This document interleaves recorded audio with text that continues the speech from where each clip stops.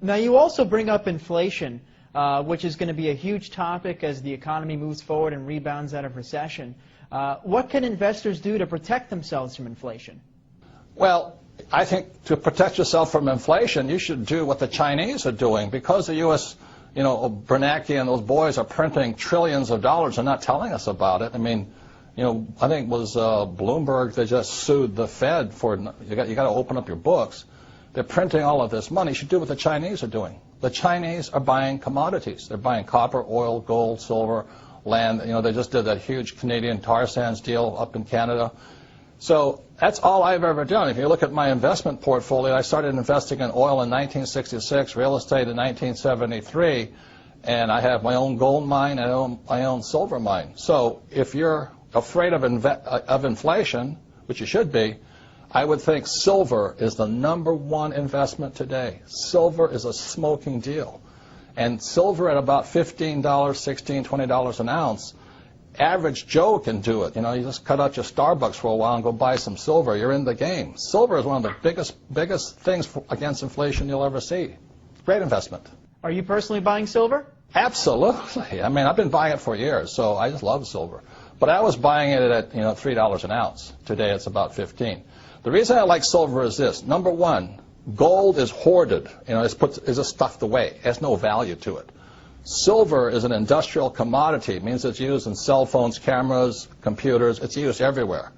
So that means today, what's really interesting is that there is more gold on planet Earth than silver. It is fantastic.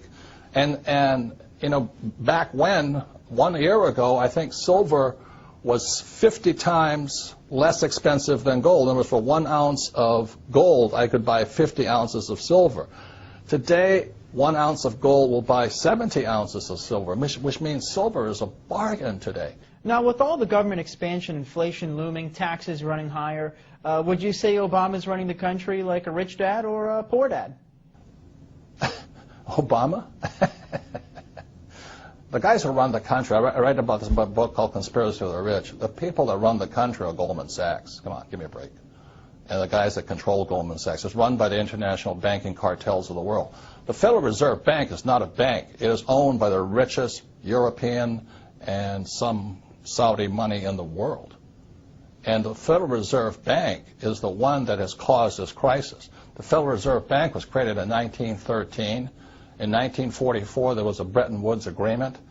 1971, Nixon took the world off the gold standard. And after that, the Federal Reserve Bank controlled the world. And they could flood the world with fiat money. I mean, currency, that's paper. That's all it is.